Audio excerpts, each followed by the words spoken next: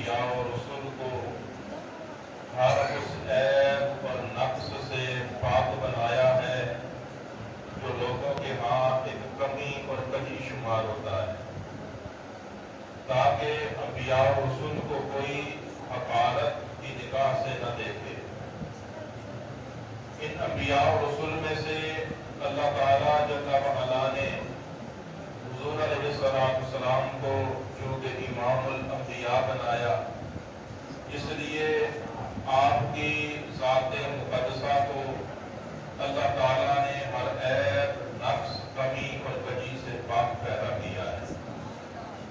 حضرت حسان بن ثابت کا مشہور زمانہ شعر ہے کہ وَأَحْسَنُ مِنْكَ لَمْ تَرَ قَطُّ عَيْنِي۔ یہ وہ شعر ہے جو آپ نے بارگاہ رسالت مآب میں پڑھا اور امام الانبیاء علیہ تحیت و ثناء نے خود اس شعر کو سماعت فرمایا ہے۔ تو گویا کہ اس پہ مہر تصدیق ثبت فرما دی۔ اگر اس میں مبالغہ ہوتا یا حقیقت سے ہٹ کے بات ہوتی تو حضور منع فرما دیتے۔ عرض کی وَأَحْسَنُ مِنْكَ لَمْ تَرَ قَطُّ عَيْنِي کہ اے حبیب آپ سے بڑھ کر حسین میری آنکھ نے دیکھا ہی نہیں۔ سبحان اللہ۔ کوئی کہہ سکتا تھا کہ حسان تیری آنکھ نے نہیں دیکھا، تو نے کون سا ساری مخلوق دیکھی ہوئی ہے؟ دنیا پہ اربوں لوگ موجود ہیں، تو ہر کسی کے حسن کو تو نے کون سا جانچا ہوا ہے؟ اور ساری نسل انسانی کو آپ نے کب دیکھا ہوا ہے؟ تو ہو سکتا ہے آپ نے نہ دیکھا ہو، کسی اور نے ایسا حسین دیکھا ہو۔ تو آپ نے اگلے جملے میں اس کی بھی نفی فرما دی، فرمایا وَأَجْمَلُ مِنْكَ لَمْ تَلِدِ النِّسَاءُ میرے حبیب سے بڑھ کے حسین کسی ماں نے جنا ہی نہیں۔ خُلِقْتَ مُبَرَّأً مِنْ كُلِّ عَیْبٍ آپ کو ہر عیب سے، ہر نقص سے، ہر کمی کجی سے یوں پاک پیدا کیا گیا كَأَنَّكَ قَدْ خُلِقْتَ كَمَا تَشَاءُ اے حبیب لگتا ہے جیسے آپ کی مرضی تھی، مالک نے آپ سے پوچھ کر ویسا آپ کو تخلیق کیا۔ سبحان اللہ۔ یہ حضرت حسان بن ثابت کی گواہی ہے۔ حضور علیہ السلام کو اللہ تعالیٰ نے جو صورت عطا کی وہ صورت بھی بے مثال ہے، جو سیرت اور کردار عطا کیا وہ سیرت اور کردار بھی بے مثال ہے۔ حضور کی ذات مقدسہ کو جو انسان جس بھی زاویہ نگاہ سے دیکھے گا وہ یہ کہنے پہ مجبور ہو جائے گا کہ حضور جیسا پوری کائنات میں اللہ تعالیٰ نے کسی اور کو نہیں بنایا۔ عام روٹین اور معمول سے ہٹ کر چند باتیں آپ احباب کے گوش گزار کروں گا۔ ہماری قوم کا چونکہ مزاج خراب ہو چکا ہے، ہمارے ہاں معیار محافل کا اور دیگر مذہبی تقریبات کا بھی معیار قائم نہیں رہا۔ لوگ لچھے دار تقریر پسند کرتے ہیں اور اپنی تقریر پکی کرنے کے لیے، ڈیٹ پکی کرنے کے لیے بھی کچھ گر ہوتے ہیں۔ اور وہی اگر یہ کتاب کسی کے سامنے رکھ دی جائے تو 1000 میں سے وہی بات بیان کی جائے گی جس پہ لوگ سبحان اللہ کہیں، صرف وہی بات بیان کی جائے گی جس پہ داد دی جائے، اور سینکڑوں نہیں ہزاروں باتیں جو بڑی ایمان افروز تھیں وہ پسے پردہ چلی گئی اور لوگوں کی نظروں سے اوجھل ہو گئی۔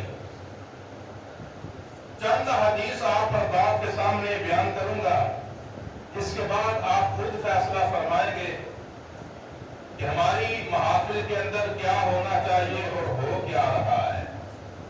تو بہرحال مختصراً عرض ہے، حضرت علی المرتضیٰ رضی اللہ تعالی عنہ فرماتے ہیں، یہ کتاب امام ترمذی آپ نے بارہا ان کا نام سنا ہوگا، صحاح ستہ کے اندر تیسرے درجے کی کتاب ہے جامع ترمذی۔ یہ امام ترمذی نے لکھی اور یہ امام بخاری کے شاگرد ہیں، جن کے متعلق امام بخاری فرماتے ہیں کہ میرے شاگرد ترمذی نے مجھ سے یوں علم پڑھا ہے کہ میرا علم اس کے پڑھنے کی وجہ سے نکل گیا ہے۔ میں اگرچہ آپ استاد تھے، امام ترمذی شاگرد تھے، لیکن میرے شاگرد نے مجھ سے یوں پڑھا ہے کہ استاد کا علم بھی نکل گیا ہے۔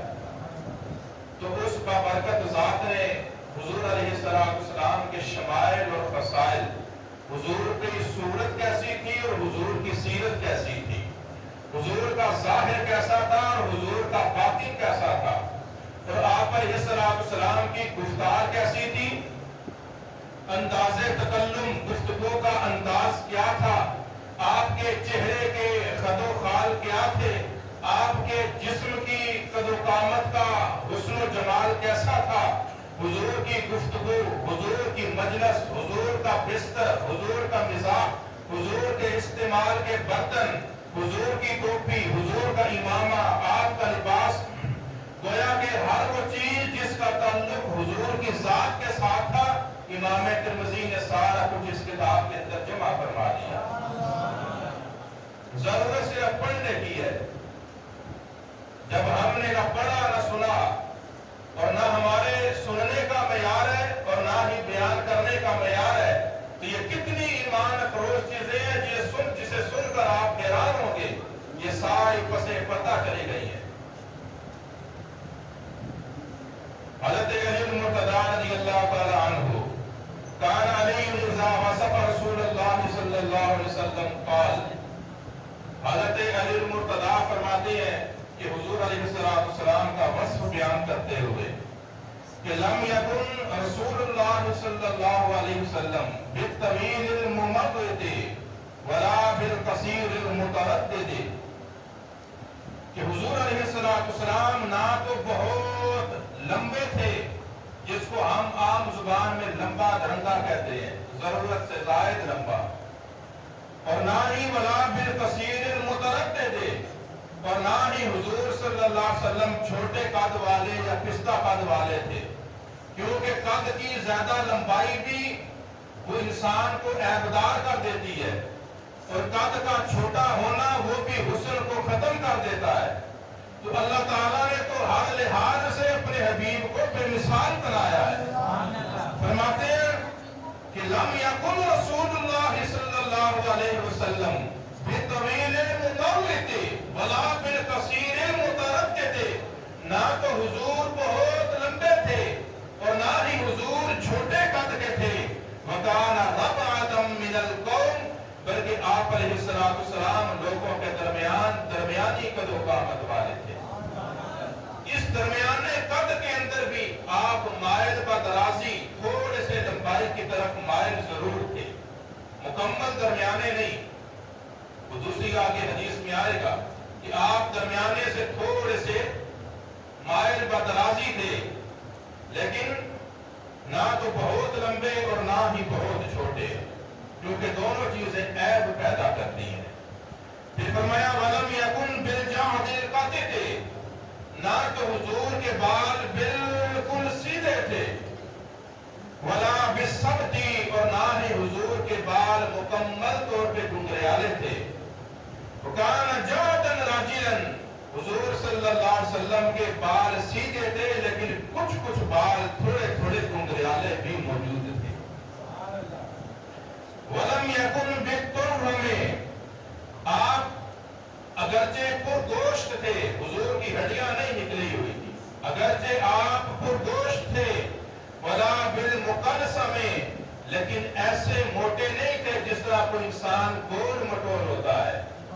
تو نہ تو حضور بہت لمبے تھے، نہ ہی حضور چھوٹے قد کے تھے، نہ حضور کے بال بالکل سیدھے تھے، نہ ہی حضور کے بال مکمل گنگریالے تھے، نہ تو حضور بہت دبلے پتلے تھے، اور نہ ہی حضور بہت موٹے تھے، بلکہ جس بھی زاویہ نگاہ سے کوئی حضور کو دیکھے، حضور کی ذات کو بے مثال ہی پائے گا۔ آپ فرماتے ہیں آگے، حضرت علی المرتضیٰ کی گواہی ہے وجهه تدویر. جو لوگ عربی گرامر سے واقف ہیں وہ جانتے ہیں کہ جملہ بولنے کا انداز کیا ہے. یہ نہیں فرمایا کہ حضور کا چہرہ مبارک مکمل گول تھا. آپ جانتے ہیں جس کا چہرہ مکمل طور پر گیند کی طرح گول ہو اس میں حسن نہیں ہوتا. اگر چہرے میں لمبائی زیادہ ہو اس میں بھی حسن نہیں ہوتا. فرماتے ہیں وَكَانَ فِي وَجْهِهِ تَدْوِيرٌ. حضور علیہ السلام کے چہرہ مبارک میں تھوڑی تھوڑی گلائی موجود تھی. ابیض. حضور کی رنگت سفید تھی لیکن اس طرح سفید نہیں جس طرح چونا ہوتا ہے بلکہ مشرب. اس کے اندر سرخی کا رنگ بھی موجود تھا. گویا کہ حضور کا رنگ سفید بھی تھا اس کے اندر سرخی کے اثرات بھی موجود تھے. ادراج العینین. حضور کی آنکھیں خوب سیاہ تھیں. اہدف الاشفار. حضور کی یہ پلکیں گھنی بھی تھیں اور لمبی بھی تھیں. آپ جانتے ہیں آنکھوں کے اوپر جو بال ہیں پلکوں کے اگر یہ گھنے نہ ہو تو آنکھوں کا حسن ختم ہو جاتا ہے اور گھنی پلکوں کو حسن میں شمار کیا جاتا ہے. اس لیے بہت سے مرد اور عورتیں مختلف ہیلے اپناتے ہیں اپنے پلکوں کو لمبا کرنے کے لیے. اور آج کل آرٹیفیشل پلکیں بھی آ رہی ہیں جنہیں عورتیں عام طور پہ استعمال کرتی رہتی ہیں کیونکہ لمبی پلکوں کے اندر ایک حسن ہوتا ہے. تو آپ فرماتے ہیں اہدف الاشفار. حضور کی پلکیں قدرتی طور پہ گھنی بھی تھیں اور لمبی بھی تھیں. جلیل المشاش والقدت. حضور کے تمام ہڈیوں کے جوڑ مضبوط تھے. ڈھیلے ڈالے جسم والے نہیں تھے. والقدت. اور آپ کے کندھوں کے جوڑ بھی مضبوط تھے. اجرت. آپ کا بدن مبارک بالوں سے خالی تھا سوائے چند مقامات کے جو آگے بیان کریں گے. اجرت. آپ کا بدن مبارک بالوں سے خالی تھا. ذو مسربۃ. ناف سے لے کے سینے تک بالوں کی ایک لکیر تھی. ناف سے لے کے سینے تک. بشسن الکفین والقدمین. حضور کے ہاتھ نہ تو بہت دبلے پتلے تھے اور نہ ہی بہت ہی زیادہ موٹے تھے بلکہ شسن الکفین والقدمین. حضور کے ہاتھ کشادہ تھے اور آپ کے قدم مبارک بھی کشادہ تھے. اذا مشى تكلم كانما ينحط من سبب. کہ جب حضور صلی اللہ علیہ وسلم چلتے تو آپ یوں چلتے گویا کہ اونچائی سے نیچے اتر رہے ہیں. اب اس کے تین مطلب ہے اور تینوں کے تینوں مطلب دیگر علیحدہ احادیث کے اندر موجود ہیں. تو حضور یوں چلتے گویا کہ اترائی سے نیچے اتر رہے ہیں کسی ڈھلان سے نیچے اتر رہے ہیں. اس کا ایک مطلب یہ ہے کہ آپ علیہ السلام پورا پاؤں رکھ کے چلا کرتے تھے. بعض لوگ پاؤں کی انگلیوں پہ چلتے ہیں بعض لوگ ایڑی پہ چلتے ہیں. ان دونوں چالوں کے اندر حسن نہیں ہے. جس طرح انسان کسی ڈھلان سے اترائی سے نیچے آتا ہے تو انسان کا پورا قدم آگے کی طرف بڑھتا ہے. اسی طرح آپ علیہ السلام پورا قدم ہی اٹھایا کرتے تھے اور پورا قدم ہی رکھا کرتے تھے. اس کا دوسرا مطلب یہ ہے کہ آپ علیہ السلام آگے حدیث میں آئے گا بھی کہ آپ آگے کو جھک کے چلتے تھے. جس طرح انسان اترائی سے نیچے اترتا ہے تو انسان کا بدن خود بخود آگے کی طرف وہ جھک جاتا ہے. انسان زور لگا کے اس کو پیچھے کی طرف دھکیلتا ہے پھر انسان کا بدن آگے کی طرف مائل ہو جاتا ہے. تو آپ علیہ السلام کی چال مبارک کے اندر یہ تھا کہ آپ آگے کی طرف مائل ہو کے آگے کی طرف تھوڑا سا جھک کے چلتے تھے. اور اس کے اندر انتہا درجے کی عاجزی بھی ہے کہ اتنی بڑی ذات ہو کے بلکہ کائنات اور مخلوقات کی سب سے بڑی ذات ہو کے جب حضور چلتے ہیں تو عاجزی کے ساتھ چلتے ہیں. آپ اگر چل کر دیکھیں بالکل یوں سیدھے تن کے بالکل سیدھے یوں چلتے جائیں اس کے اندر کوئی حسن نہیں ہے بلکہ عیب ہی عیب ہے. اور جو انسان پیچھے کی طرف جھک کے چلے جس طرح اپنے کندھے پیچھے کی طرف کر کے مغرور لوگ چلتے ہیں اس کے اندر غرور ہے تکبر ہے انانیت ہے اور حسن بھی نہیں ہے. اللہ چلتے تھے تو آگے کی طرف جھک کے چلا کرتے تھے. آگے جو جملہ آ رہا ہے جس کی ضرورت ہمارے معاشرے میں کہ اکثریت معاشرے کی اکثریت کو جس جملے کی ضرورت ہے کہ ہم آپ علیہ السلام کی سیرت کیا تھی اور ہمارا طرز حیات اور طرز زندگی کیا ہے. فرمایا وَإِذَا الْتَفَتَ مَعًا. ہمارے تو یہاں معاشرے میں یہ ہے کہ ایک شخص بات کر رہا ہے دوسرے کو پرواہ نہیں کہ یہ میرے پاس آیا ہوا ہے میرے ساتھ بات کر رہا ہے. ایک شخص بات کر رہا ہوتا ہے اور دوسرا جو ہے وہ اپنے موبائل میں سر دے کر بیٹھا ہوتا ہے. گھروں کے اندر بھی یہی حالات ہیں کہ اولاد بیٹھی ہے, ماں باپ وہ بلا رہے ہیں اور ماں بیٹے نے موبائل کے اندر توجہ دی ہوئی ہے. ماں کے بلانے کی کوئی پرواہ نہیں, باپ کے بلانے کی کوئی پرواہ نہیں. حالانکہ اجنبی کے ساتھ بھی معاملات اور گفتگو کے آداب اسلام نے ہمیں سکھائے ہیں. اور ماں اور باپ کا تو مقام ہی بڑا عرفہ والا ہے. اور ہمارے معاشرے میں یہ لعنت دار آئی ہے جس نے سارے معاشرے کو اپنی لپیٹ میں لے لیا ہے کہ بات کرنے والا بات کرتا ہے دوسرے کی توجہ نہیں ہوتی. ایک شخص بات کر رہا ہے جس کے ساتھ مخاطب ہے دوسرا موبائل میں ساتھ دے کے بیٹھا ہوتا ہے. جبکہ حضور کا طریقہ یہ تھا وَإِذَا الْتَفَتَ مَعًا کہ جب حضور صلی اللہ علیہ وسلم کسی کی طرف توجہ کرتے تو آپ مکمل طور پر اس کی طرف متوجہ ہو جایا کرتے تھے. اِذَا الْتَفَتَ مَعًا حضور جس کی طرف توجہ کرتے تو مکمل طور پہ توجہ کیا کرتے. حضور کی بارگاہ میں بڑے بڑے بادشاہ اور اصحاب امراء آتے لیکن غریب مجبور بیمار دیہاتی ان پڑھ ادب آداب سے ناواقف لوگ بھی حضور کی بارگاہ میں آتے. جو بھی حضور کی بارگاہ میں آیا حضور کی مکمل توجہ سے فیضیاب ہوا ہے. آگے فرمایا بین کتفہ خاتم النبوۃ کہ حضور کے دونوں کندھوں کے درمیان نبوت کی مہر تھی. یہاں پیچھے پشت مبارک پہ دونوں کندھوں کے درمیان ایک نشان تھا چھوٹا سا جس کی زیارت کئی صحابہ کرام نے کی ہے. اور وہ آپ کی پشت مبارک پہ دونوں کندھوں کے درمیان نبوت کی مہر تھی جو اس بات کی علامت تھی جو بیان کی وَهُوَ خاتم النبیین. یہ اس بات کی نشانی تھی کہ اللہ نے آپ کو ختم نبوت کا تاج لانا بھیجا. آگے بیان فرمایا حضرت علی حضور کی شمائل خصائل حضور کی عادتیں اخلاق کردار بھی اور حضور کا حسن و جمال دونوں بیان کرتے جا رہے ہیں.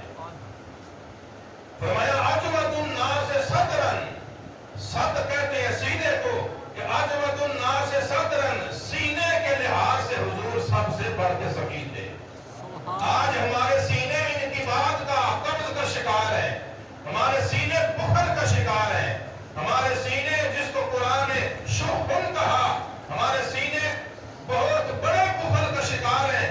جبکہ امام الانبیاء کی زندگی اور آپ کا اسوہ حسنہ ہمارے لیے کیا ہے؟ اجود الناس صدرن حضور سینے کے لحاظ سے سب سے بڑھ کر سکین تھے. آگے فرمایا اصدق الناس لہجتن اپنی گفتگو کے لحاظ سے حضور سب سے بڑھ کے سچے تھے. سینے کے لحاظ سے سب سے بڑھ کر سچے اور گفتگو کے لحاظ سے سب سے بڑھ کر سچے. وَأَلْيَنُهُمْ عَرِيقَةً آج ہماری طبیعتیں مزاج بگڑ گئے ہیں. اس کی بہت سی وجوہات ہیں, صحت کی خرابیاں بھی شامل ہیں اور رات کو دیر سے سونا بھی اس میں شامل ہے اور معاشی تنگدستیاں بھی اس میں اپنا کردار ادا کر رہی ہیں. لیکن ایک بہت بڑا کردار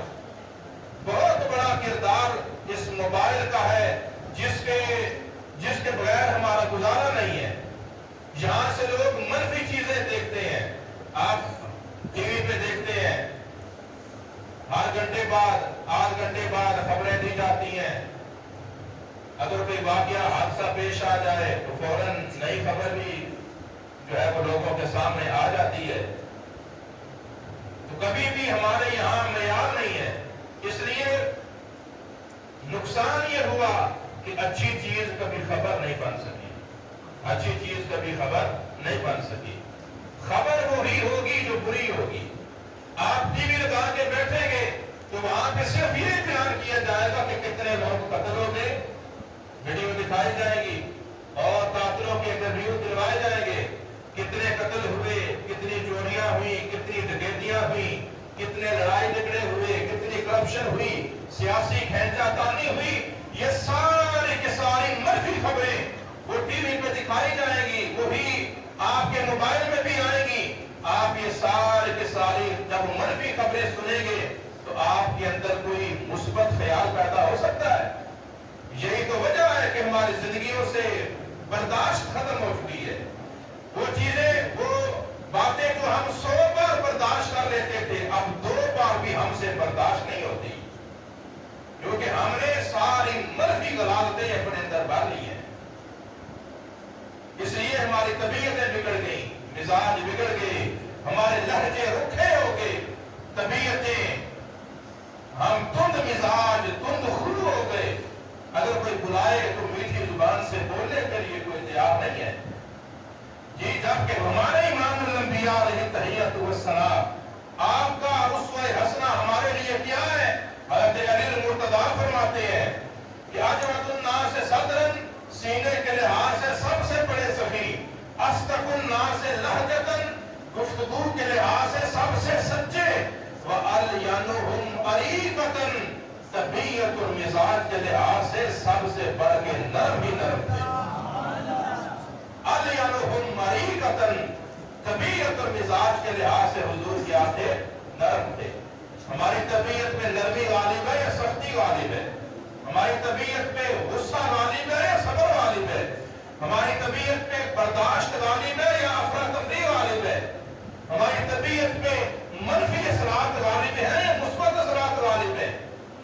آج اپنے گریبان میں سر ڈال کے کچھ سوچ بچار کرنے کی ضرورت ہے کہ ہم کدھر کو جا رہے ہیں، جبکہ ہمارے نبی علیہ السلام ہمیں کیا طرز حیات دے کر گئے تھے۔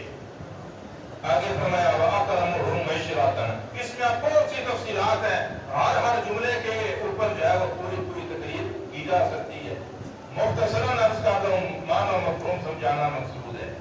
وَأَكْرَمُهُمْ عِشْرَةً، خاندان کے لحاظ سے حضور سب سے بڑھ کے معزز اور مکرم تھے۔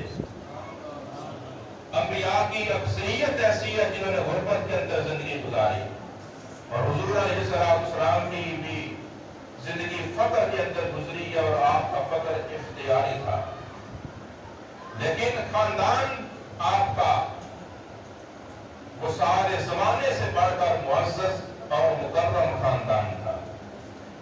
آگے فرمایا مَنْ رَآهُ بَدِیہَةً حَابَّهُ، کہ جو حضور کو دیکھ لیتا، جو حضور کو اچانک دیکھ لیتا، بدیہتاً، اچانک جس کی نظر حضور پہ پڑ جاتی، حَابَّهُ، اس پہ ہیبت طاری ہو جاتی، اس پہ حضور کا رعب طاری ہو جاتا، اس پہ حضور کی ہیبت طاری ہو جاتی، اس پہ حضور کا جلال طاری ہو جاتا۔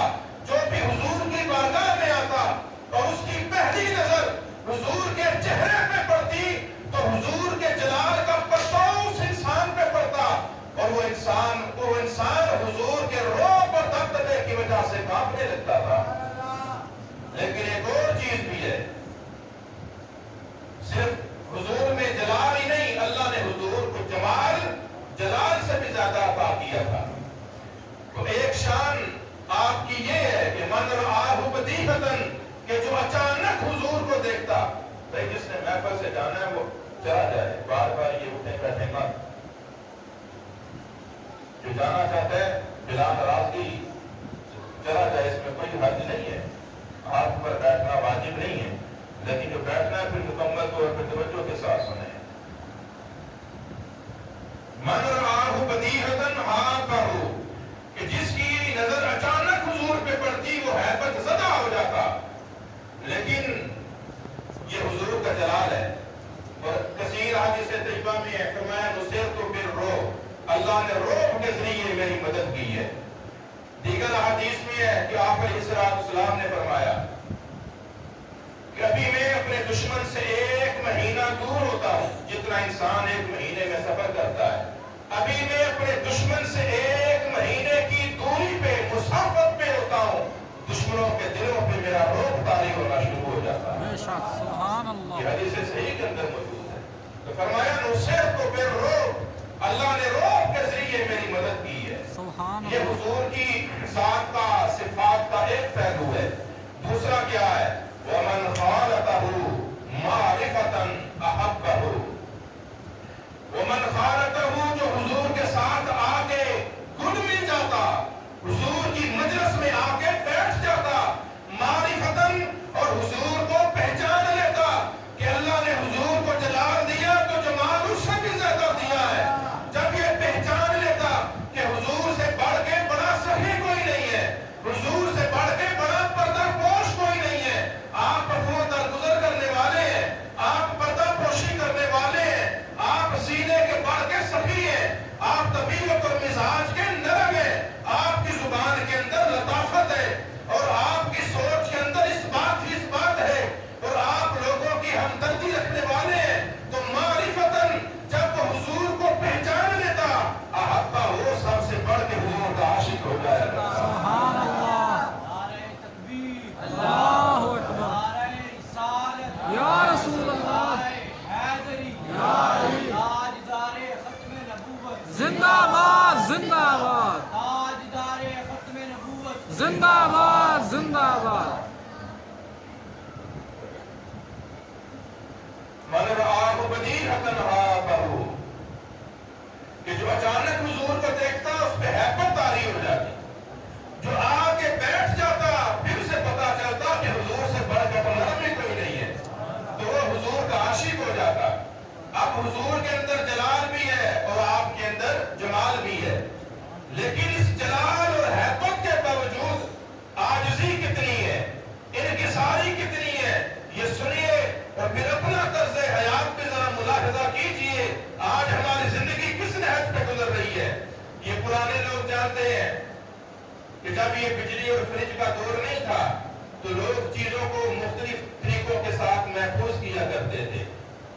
مثلا گوشت کو، جو تو مالدار لوگ ہیں وہ تو جب گوشت کی ضرورت پیش آئی تو وہ بازار سے تازہ گوشت خرید لاتے ہیں۔ جو غریب لوگ ہوا کرتے تھے وہ گوشت کو سورج کی روشنی میں سکایا کرتے تھے اور اس کو سکا کر محفوظ کر لیا کرتے تھے، اس کے بعد وہ کئی کئی مہینے بھی محفوظ رہتا ہے، خراب نہیں ہوتا۔ تو جو عام طور پہ معاشرے کے غریب لوگ تھے جو ہر وقت تازہ گوشت نہیں خرید سکتے، تو ان کے ہاں کیا تھا کہ گوشت کو دھوپ کی روشنی میں، دھوپ میں سکا دیا جاتا تاکہ وہ محفوظ ہو جائے۔ اب ایک شخص حضور علیہ السلام کی بارگاہ میں آیا تو جو ہی اس کی نگاہ حضور پہ پڑی یہ تھر تھر کانپنے لگا، اس پہ حضور کا رعب طاری ہو گیا، اور حضور کے جلال کا پرتاؤ جب اس پہ پڑا تو یوں تھر تھر کانپنے لگا۔ اب یہ حضور کا جلال ہے، لیکن آپ علیہ السلام کی عاجزی اور عاجزی کی انتہا کیا ہے؟ فرمایا کہ آنے والے ڈرنا، آجا آجا، آکے مطمئن ہو کے بیٹھ جا، کیونکہ تو کسی بادشاہ کے دربار میں نہیں آیا، تو اس محمد عربی کی درگاہ پہ آیا ہے جس کی ماں سکایا ہوا گوشت کھا کے اپنا گزارا کیا کرتی تھی۔ تو کسی بادشاہ کے دربار میں نہیں آیا، تو اس انسان کی دربار میں آیا ہے جس کی ماں سکایا ہوا گوشت کھا کر گزارا کیا کرتی تھی۔ آجا ڈرنا، مطمئن ہو کے بیٹھ جا۔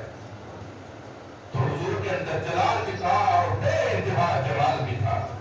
اب حضرت علی فرماتے ہیں یقول ناعتہ، آپ کی نعت کہنے والا، حضور کی صفت بیان کرنے والا، حضور کی تعریف بیان کرنے والا کیا اٹھتا؟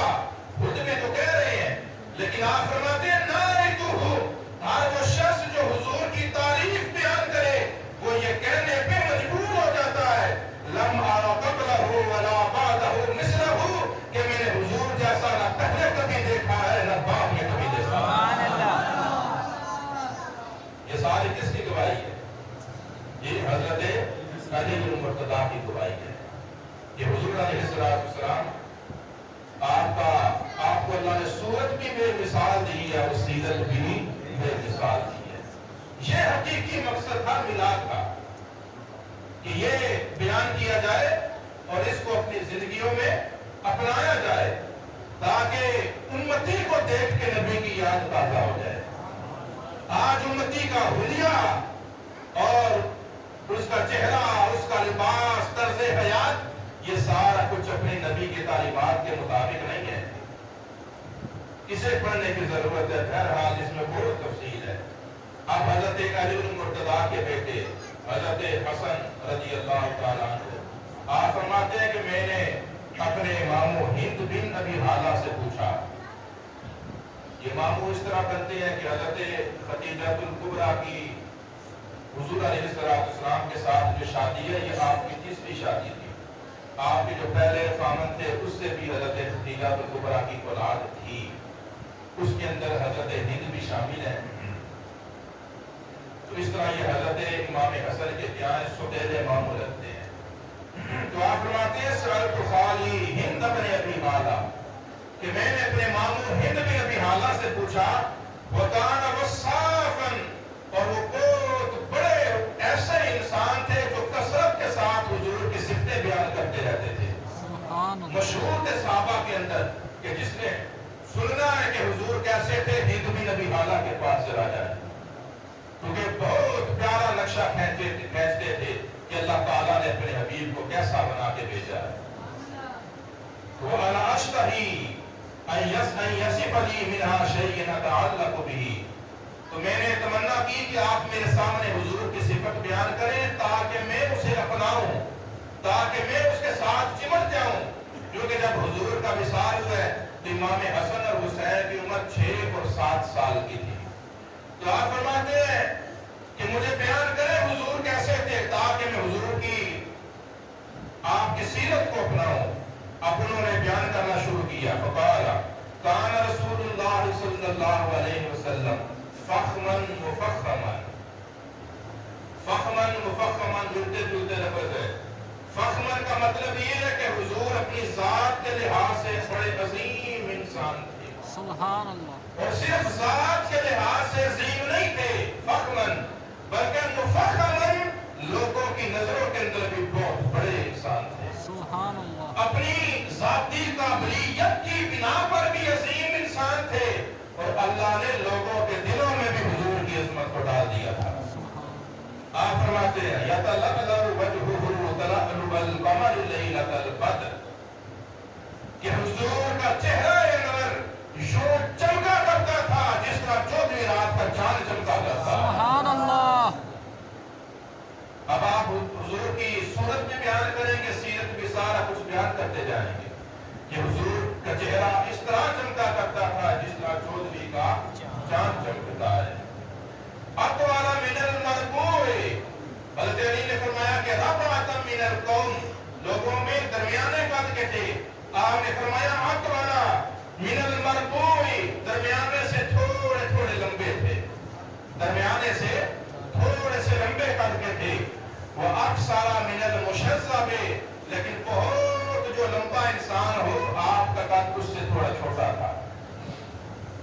عظیم الہامت، آپ کا سر مبارک تھوڑا سا بڑا تھا جس کے اندر روب، دبدبا اور ہیبت تھی۔ رجل الشعر، آپ کے بال مبارک تھوڑے تھوڑے گنگریالے تھے۔ ان فرقت حقیقتہ فرقہا والا فلا، اگر مانگ خود بخود نکل آتی تو ٹھیک ہے، والا فلا، ورنہ حضور مانگ نکالنے کے لیے بہت محنت نہیں کرتے تھے۔ بندہ مومن کی زندگی کا مقصد کچھ اور ہے، چھوٹے چھوٹے کاموں میں مبتلا ہو کر زندگی کے عظیم مقاصد کو کھو نہیں دینا چاہیے۔ تو بہرحال آخری عمر میں آپ علیہ السلام مانگ نکالنا بھی کرتے تھے، لیکن ہر وقت شیشے کے سامنے کھڑے رہنا اور ٹیپ ٹاپ کرتے رہنا یہ بندہ مومن کا شیوا نہیں ہے۔ اگر خود بخود مانگ نکلا کہ ٹھیک ہے، وَإِلَّا فَلَا، ورنہ آپ بہت محنت نہیں کیا کرتے تھے۔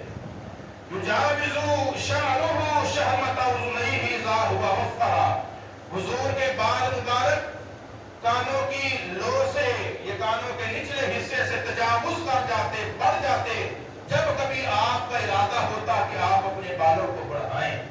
یعنی جب حضور اپنے بالوں کو بڑھانا چاہتے تو وہ کانوں سے نیچے لٹکنے لگتے. آپ علیہ السلام نے سر کو منڈایا بھی ہے لیکن صرف حج اور عمرے کے موقع پر ہی منڈایا ہے. عام زندگی میں حضور نے کبھی سر نہیں منڈوایا. بہرحال اگر کوئی ٹیڑھ کروانا چاہے تو شریعت میں اس کی گنجائش موجود ہے. آپ علیہ السلام عام طور پر بال ہی رکھا کرتے تھے. یہ بات یاد رکھیے کہ حضور علیہ السلام نے قضا سے منع کیا ہے. قضا کہتے ہیں کہ کہیں سے بال رکھے جائیں اور کہیں سے منڈوا دیے جائیں. اسلام کا حکم یہ ہے مونڈنے ہیں تو سارے مونڈ لو, رکھنے ہیں تو سارے کی ساری زلفیں رکھ لو. سبحان یہ اللہ. کہیں سے بال اوپر سے رکھ لینا اور سائڈوں سے مونڈ لینا یہ درست طریقہ نہیں ہے. ویسے بھی یہ اگر آپ معاشرے میں دیکھیں گے تو مہذب انسان کبھی بھی اس طرح کی کٹ نہیں کروائے گا. یہ لفنگا سٹائل ہے, لوگ لفنگوں کا سٹائل ہے. پہلے لوگ باہر جاتے تھے تو وہاں سے جراثیم لے کر آتے تھے بیرون ممالک سے. اب جو ہے وہ سارا کچھ آپ کی جیب کے اندر موجود ہے, تو وہیں سے لوگ فیشن دیکھتے ہیں اور کر لیتے ہیں. حضور علیہ السلام نے ایک شخص کو دیکھا اس طرح کے بال کٹوائے ہوئے. فرمایا یہ بال رکھو یا بال چھوڑ دو, یا سارے کٹوا دو یا پھر بال سارے رکھ لو. یعنی یا تو کٹوا دو یا پھر زلفیں رکھ لو. کہیں سے کٹوانا کہیں سے چھوڑنا یہ مناسب نہیں ہے. ہمارے یہاں لوگ بال کٹواتے ہیں, کہتے ہیں جب انہیں بات سمجھائی جائے کہتے ہیں فوجی کٹ ہے. تو کیا فوجی کا نام فٹ کرنے سے وہ جائز ہو جاتی ہے؟ مثلا بکری کا کوئی کتے کا نام بکری رکھ لے تو کیا وہ حلال ہو جائے گی؟ یا سور کا نام گائے رکھ لیا جائے تو کیا وہ سور کھانا حلال ہو جائے گا؟ جو کام ناجائز ہے وہ ناجائز ہے, چاہے اس کا نام جو مرضی آپ رکھتے تھے. تو اسلام کا حکم کیا ہے کہ بال رکھنے ہیں تو پورے رکھیں, نہیں رکھنے ہیں تو سارے بال منڈوا دیں, سائڈوں سے بال کٹوا کے اوپر رکھ لینا. یہ لفنگا سٹائل ہے. حضور علیہ السلام نے اس قضا سے منع کیا, یہ حرام ہے. تو حضور علیہ السلام کی زلفوں کے 3 انداز ہیں کہ جب آپ چھوٹی زلفیں رکھتے تو کان کے نصف تک ہوتی اور تھوڑے سے بال جو ہے وہ کانوں کی دو کے یہاں سے کانوں کے نیچے سے یوں کنڈل کھا کے آپ کے چہرے کی طرف آ جاتے ہیں. اور جب آپ اندازہ کریں حضور کی رنگت سفید ہے, بال خوب سیاہ ہے, رنگت مبارک سفید ہے, بال خوب سیاہ ہے, اور آپ کی گردن مبارک اتنی سفید تھی گویا کہ وہ چاندی سے ڈالی گئی ہے. آگے آئے گا اسی حدیث میں, گویا کہ وہ چاندی سے ڈالی گئی ہے. اب اتنی سفید رنگت کی گردن کے اوپر جب کنڈل کھاتی ہوئی زلفیں کانوں کے نیچے سے چہرے کی طرف آئے گی تو سوچے کتنا حسن بتاتی ہے. سبحان اللہ. یہ زلفوں کا ایک انداز ہے. دوسرا انداز یہ ہے کہ بال جو ہے وہ کانوں سے نیچے اور بڑھا لیے جائیں اور کانوں سے نیچے لٹکنا شروع ہو جائیں.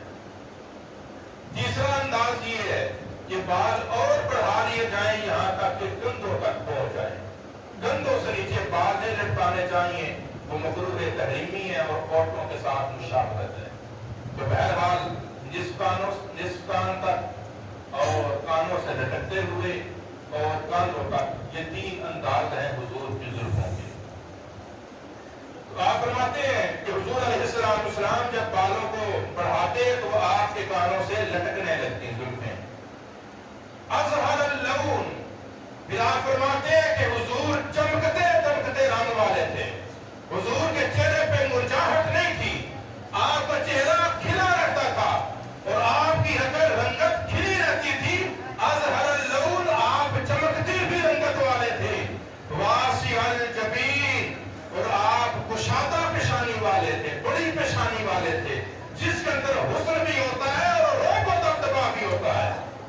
اسد الحواجب, آپ کی یہ ابرو مبارک یہ کیا تھے, لمبے بھی تھے اور خمدار بھی تھے. یہ آپ کے ابرو مبارک یہ سیدھے نہیں تھے بلکہ لمبے بھی تھے اور خمدار بھی تھے, مڑے ہوئے بھی تھے. سوابغ من غیر قرن, وہ ایک دوسرے کے قریب تو آئے تھے لیکن یہ ابرو آپس میں ملے ہوئے نہیں تھے. یہ جو بال ہیں آنکھوں کے اوپر یہ ایک دوسرے کے قریب آئے ہوئے تھے لیکن ملے ہوئے نہیں تھے. بینہما ارکم یدرہ الغضب, ان کے درمیان ایک رگ تھی. جب حضور غصہ میں آتے تو یہ رگ سے نور چھلکنا شروع ہو جاتا.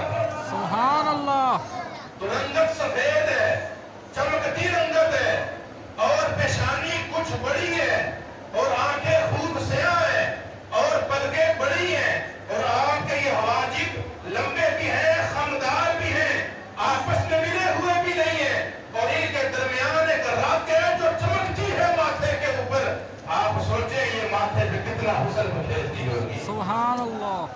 بینہما ایکن یدرہ الغضب. جب حضور کبھی جلال میں آتے تو یہ چمکنا شروع ہو جاتے. سبحان اللہ. اقنل الارنین. حضور کی ناک مبارک قدرے تھوڑی سی کچھ لمبی تھی. پھر فرمایا کسل لحیاتے. آپ گنی داڑھی والے تھے. داڑھی سینے کا بالائی حصہ اس کے ساتھ داڑھی مبارک سینے کے بالائی حصے کو بھر لیتی. سہل الخدین. بعض لوگوں کے گال اتنے موٹے ہوتے ہیں کہ وہ بہت زیادہ پھولے ہوئے ہوتے ہیں, اس میں حسن نہیں ہوتا. اور بعض کی ہڈیاں نکلی ہوتی ہیں, دال چپکے ہوتے ہیں, تو وہ بھی اس میں بھی حسن نہیں ہوتا.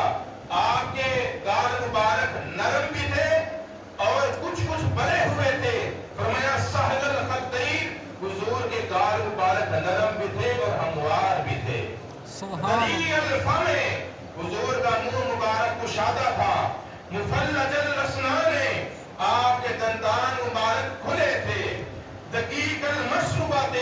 بالوں کی ناک سے سینے تک ایک پتلی لکیر تھی, لائن تھی. کأن عنقہ جید دمیۃ فی صفاء الفضۃ.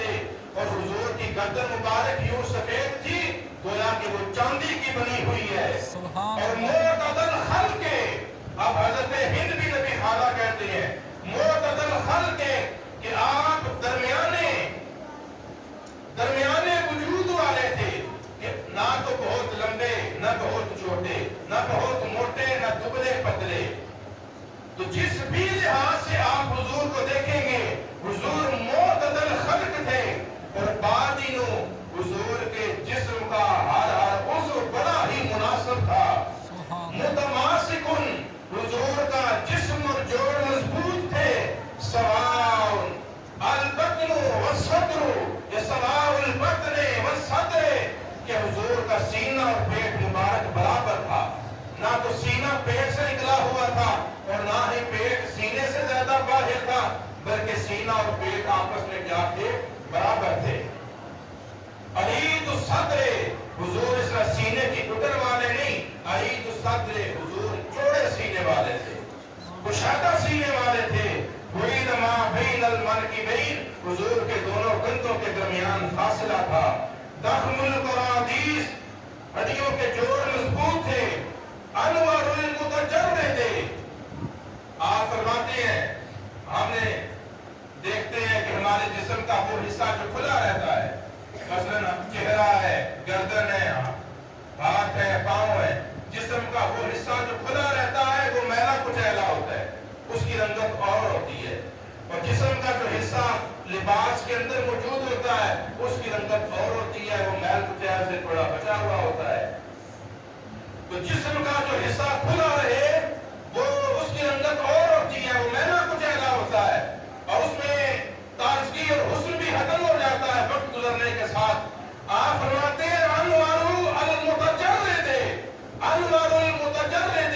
حضور کے جسم کا جو حصہ کھلا تھا وہ بھی روشن اور نور سے مربع تھا. سبحان اللہ. موصول ما بین لبۃ وسرۃ بشاری یجری کالخط. اور حضور کے بالوں کی جو لکیر لائن یوں ناف سے سینے کی طرف جاتی تھی وہ بالکل ایک خط کی طرح تھی.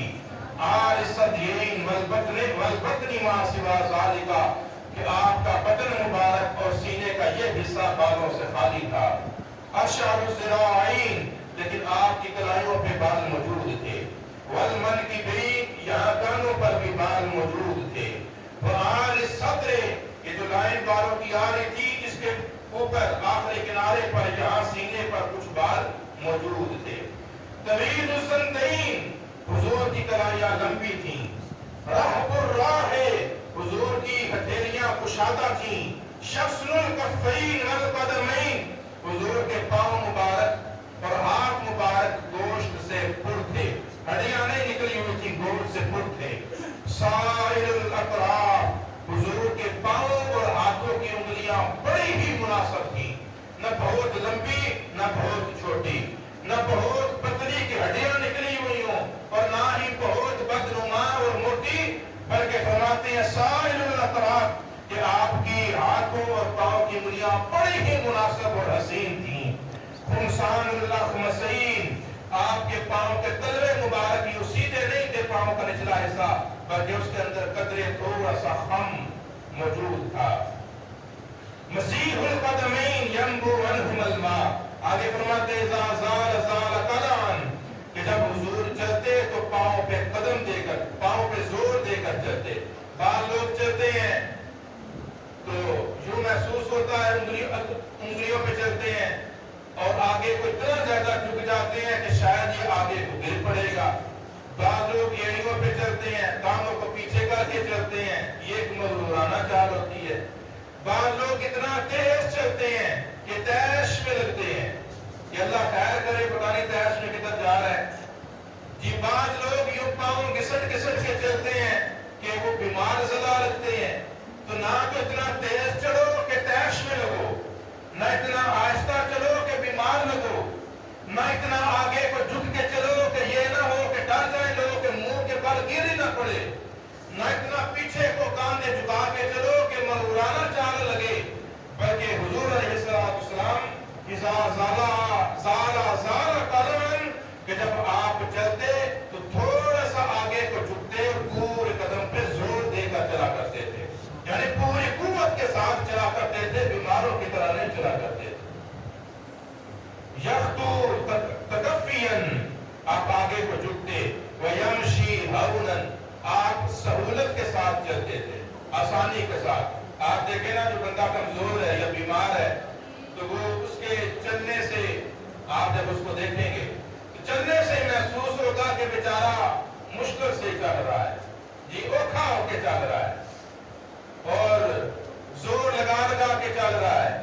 تو جب حضور چلتے تھے ہونن، تو بڑے ہی پروقار اور بڑی ہی آسانی کے ساتھ چلتے تھے، بلکہ حضرت ابو ہریرہ، حضرت انس کی دیگر حدیث ہے، وہ ایک علیحدہ موضوع ہے کہ اللہ تعالیٰ نے اپنے نبی کو طی زمان بھی عطا کیا تھا، طی مکان کی شان بھی عطا کی تھی کہ بہت سارا کام جو تھوڑے وقت میں نہیں سمیٹا جا سکتا، حضور علیہ السلام وہ کام تھوڑے وقت کے اندر بھی کر لیا کرتے تھے۔ سبحان اللہ۔ یہ زمانی جس کا یہ ہزاروں لاکھوں سال کا معراج کا سفر حضور نے پل بھر کے اندر کر دیا ہے۔ سبحان اللہ۔ اور تو یہ مکان یہ ہے کہ اللہ تعالیٰ نے حضور کے لیے فاصلوں کو سمیٹ دیا تھا، حضور کے لیے اللہ تعالیٰ نے زمین کے فاصلے سمیٹ دیے۔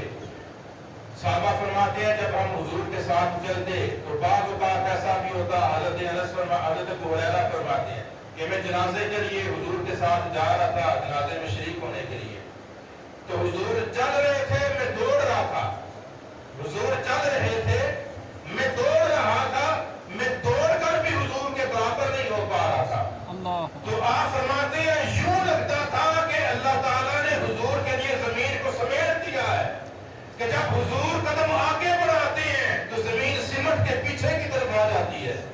تو صحابہ فرماتے ہیں کہ ہم حضور چل رہے ہوتے تھے اور ہم دوڑ رہے ہوتے تھے، ہم دوڑ کے بھی حضور کے برابر نہیں ہو پاتے تھے۔ اللہ اکبر۔ بعض اوقات ایسا بھی ہوتا تھا، بعض اوقات منظر کچھ اور بھی ہوتا تھا، وہ آگے آئے گا۔ تو آپ فرماتے ہیں تو یمشی ہونن، حضور آسانی کے ساتھ چلتے تھے کیونکہ حضور چلنے میں زور نہیں لگاتے تھے، اگرچہ چلنے میں قوت موجود تھی، بیماروں کی طرح نہیں چلتے تھے، لیکن ایسے پروقار طریقے سے اور قوت کے ساتھ چلتے تھے کہ آپ چلتے تھے تو فاصلے خود بخود سمٹتے چلے آتے تھے۔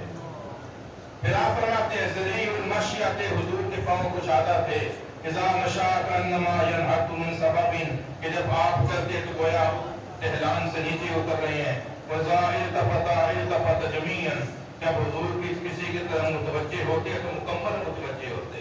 حضرت علی نے بھی یہی فرمایا، حضرت ہند بھی نبی اعلیٰ بھی یہی کہتے ہیں، حضور جس کی طرف توجہ کرتے مکمل توجہ کیا کرتے۔ سبحان اللہ۔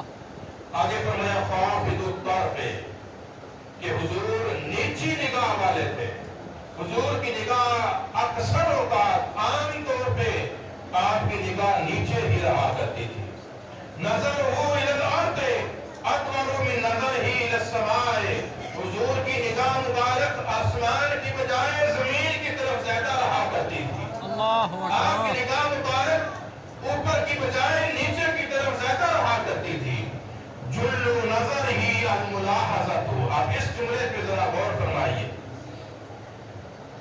فرماتے ہیں کہ جل نظر ہی الملاحظۃ، آپ کا عام طور پہ دیکھنا ملاحظہ ہوا کرتا تھا۔ ملاحظہ کس کو کہتے ہیں؟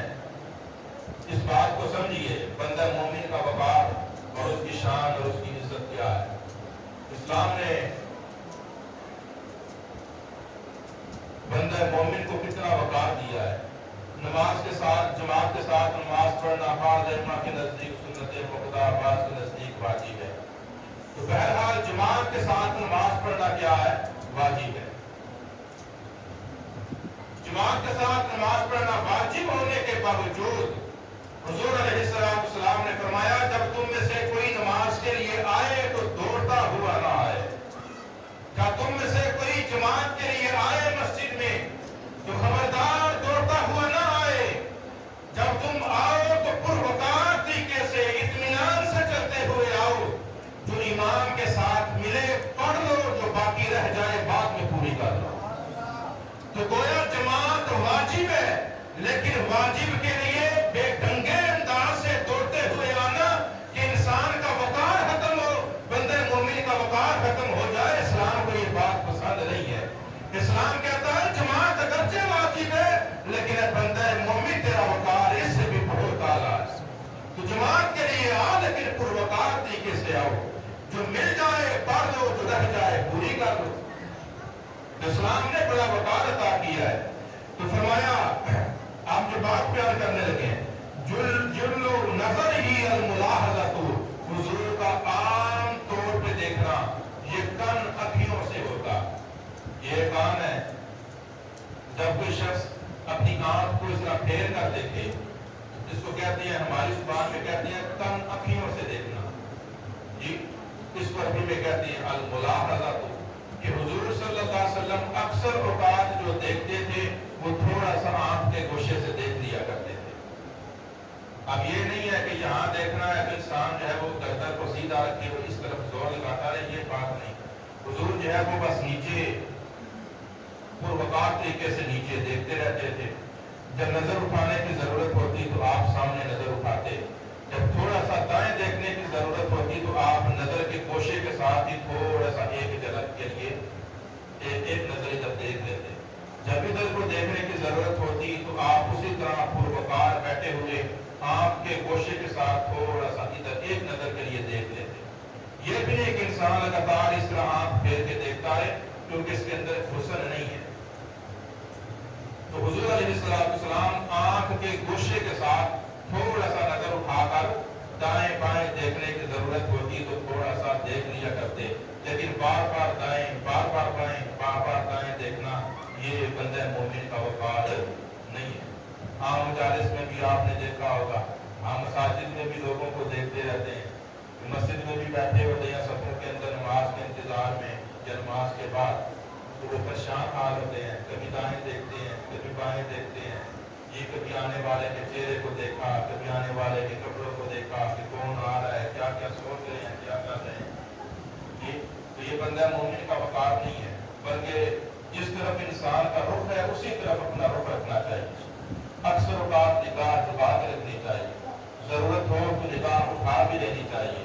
یہاں دائیں یا تھوڑا سا بائیں دیکھنے کی ضرورت ہو تو آنکھ کے گوشے کے ساتھ ایک لمحے کے لیے دیکھ لینا چاہیے۔ لیکن اگر ضرورت ہی ہو مکمل طور پہ دائیں یا بائیں دیکھنے کی تو پھر دوسری چیز پہ عمل کرے۔ اس کا دوسرا معنی یہ بھی ہے کہ جب ادھر دیکھنے کی ضرورت ہوتی تو آپ علیہ السلام بار بار دائیں بائیں، بار بار دائیں بائیں گردن نہیں موڑتے تھے، بلکہ حضور مکمل طور پر ادھر متوجہ ہو جاتے، مکمل طور پر ادھر متوجہ ہو گئے۔ جب ادھر ضرورت پیش آئی تو آپ مکمل طور پر ادھر متوجہ ہو جاتے تھے، لیکن بار بار بیٹھ کے دائیں بائیں دیکھنا یہ آپ علیہ السلام کا طریقہ کار نہیں ہے، اس کے اندر وقار اور عزت بھی نہیں ہے۔ تو فرمایا آپ کا عام طور پہ دیکھنا یہ کیا تھا؟ ملاحظہ تھا کہ آنکھ کے گوشے سے دیکھ لیا کرتے تھے۔ یسوق اصحابہ، آپ اپنے صحابہ کو اپنے آگے چلایا کرتے تھے، اپنے صحابہ کو اپنے آگے چلایا کرتے تھے۔ ہم نے اپنی زندگی میں اپنے مشائخ کو خانقاہ سلطانیہ کالا دیور نے ہم نے اپنے ان مشائخ کو اس حدیث پہ عمل کرتے ہوئے دیکھا ہے۔ اگر کہیں جانے کی ضرورت پیش آ گئی ہے کسی خوشی غمی میں کہیں اور ساتھ جو ہے وہ سنگیان طریقت بھی موجود ہیں تو ہمارے مشائخ جو ہے وہ اشارہ کرتے ہیں تو سارے سنگی جو ہے وہ آگے جا رہے ہوتے ہیں اور آپ خود جو ہے وہ تنہا یا ایک بندہ ساتھ رکھ کے اس کے پیچھے پیچھے چلتے ہیں۔ تو حضور علیہ السلام کا طریقہ کیا تھا؟ یسوق و صحابہ، آپ صحابہ کو آگے چلایا کرتے تھے، خود پیچھے چلا کرتے تھے۔ سبحان یہاں پر اللہ۔ چند باتیں قابل توجہ ہیں۔ اس کی ایک حکمت یہ ہے، فرمایا کہ اے میرے صاحب تم آگے چلو، میرے پشت پہ جگہ فرشتوں کے لیے خالی چھوڑ دو۔ تم آگے چلو اور میرے پیچھے کی جگہ فرشتوں کے لیے خالی چھوڑ دو۔ یہ ایک بات ہے۔ دوسری بات یہ ہے کہ انسان جب آگے چلتا ہے تو اس میں خود نمائی آتی ہے، اس میں خود پسندی اور خود پرستی آتی ہے، اس میں غرور اور تکبر کا کوئی مادہ جنم لے سکتا ہے، اس کے اندر کوئی مغرورانہ بات آ سکتی ہے جو اس کو خدا کے راستے سے ہٹا کے شیطان کے سپرد کر سکتی ہے۔ اس لیے آپ علیہ السلام کی سنت یہ ہے، اور اتنا بڑا انسان ہونے کے باوجود خدا کی ساری کائنات اور مخلوقات میں سب سے عظیم شان ہونے کے باوجود عاجزی انکساری کی انتہا یہ ہے کہ جب آپ لوگوں کے ساتھ چلتے ہیں تو لوگوں کو آگے چلاتے ہیں، خود عاجزی کے ساتھ ان کے پیچھے چلتے ہیں۔ سبحان اللہ۔ یہ عاجزی انکساری کی آخری درجے کی انتہا ہے۔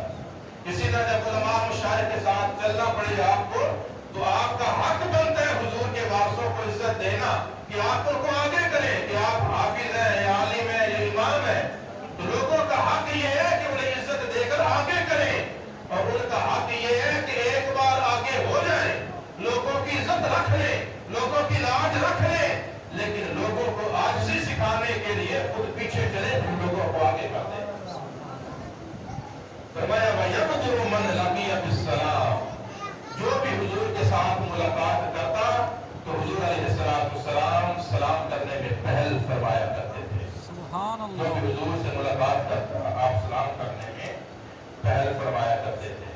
تو یہ اس حدیث کا ایک اور حصہ بھی ہے لیکن وہ بہت طویل ہے تو آدھی رات ہی نہیں ہو جائے، اس لیے اسی پر اکتفا کرتے ہیں۔ ضرورت اس بات کی ہے کہ ہماری مجالس کے اندر عام طور پر یہ چیزیں بیان نہیں کی جاتی۔ حضور علیہ السلام کے اخلاق کو، آپ کے کردار کو پڑھنے اور اس کو اپنانے کی ضرورت ہے۔ یہ اس کتاب کے اندر سارا کچھ موجود ہے، اگرچہ یہ کتاب عربی میں ہے، اردو میں بھی مل جاتی ہے۔ اس کتاب کے اندر سارا کچھ موجود ہے۔ ہماری زندگیاں 20 40 60 70 سال ہم نے زندگی کے گزار دیے۔ ذرا اپنے بارے میں سوچئے کہ کیا ہم نے حضور کی، اپنے نبی کی سیرت پہ زندگی بھر میں کوئی ایک بھی کتاب پڑھی ہے یا نہیں پڑھی؟ زندگیاں گزر گئیں، ہم نے حضور علیہ السلام کی زندگی میں اکثریت لوگوں کی ایسی ہے کہ ایک کتاب بھی نہیں پڑھ سکے۔ کم از کم پتہ تو چلے کہ ہمارے نبی تھے کیسے۔ جب آپ یہ پڑھیں گے لوگ احساس کمتری کا شکار ہیں، یہ موبائل پہ ویڈیو دیکھتے ہیں باہر کے بیرون ممالک میں لوگوں نے بہت ترقی کر لی ہے، یورپ کی جو ہے وہ ترقیوں کو دیکھتے ہیں ویڈیوز کے اندر تو یہ احساس کمتری کا شکار ہو جاتے ہیں کہ انہوں نے بہت ترقی کر لی ہے اور ہم جو ہے وہ پیچھے رہ گئے ہیں۔ اسی احساس کمتری کو دور کرنے کے لیے، اسی احساس کمتری کو دور کرنے کے لیے بڑھ چڑھ کے انگریزی سیکھ رہے ہیں، انگریزی بولنے کی کوشش کریں گے، ہمیں انگریز کی زبان آ جائے تاکہ لوگ مان جائیں کہ میں بڑا کیا ہوں، ایڈوانس ہوں اور بہت ایجوکیٹڈ ہوں اور میں نے بہت ترقی کر لی ہے۔ اسی کے لیے انگریزی سیکھیں گے، اسی کے لیے انگریزی لباس پہنیں گے، اسی چیز کو شو کرنے کے لیے داڑھی منڈائیں گے اور انہی کا یہود و نصارہ کا انداز، بالوں کا اور داڑھی کا، لباس کا، طرز حیات کا، یہ سارا جو انداز ہے وہ یہود و نصارہ سے لیا ہوا ہے، صرف یہ شو کرنے کے لیے میں بھی کیا ہوں، ترقی یافتہ ہوں۔ یہ سب احساس کمتری کے مارے ہوئے لوگ ہیں۔ اگر آپ اپنے نبی کی روشن سیرت دیکھ لیں تو دنیا دنیا کی ترقی پہ لا کے آپ نے قدموں پہ ڈال دے، آپ کے دل میں میل نہ آئے، آپ اس کو اپنے جوتے کی نوک پہ رکھے دنیا کی ترقی کو، اگر آپ اپنے نبی کی سیرت کو ایک بار پڑھ دیں۔ اس لیے اپنے من کی احساسِ کمتری دور کریں۔ ہمارے نبی کو اللہ نے حسن بھی بے مثال دیا ہے، صورت بھی ان کی بے مثال ہے، اور سیرت و اخلاق و کردار بھی بے مثال ہے۔ حضور جیسا کوئی نہیں ہے، اس لیے حضور کے ساتھ وفا کریں، حضور کی صورت کو پڑھیں اور حضور کی سیرت کو اپنائیں۔ اللہ تعالی ہمیں حضور کی سچی غلامی نصیب فرمائے۔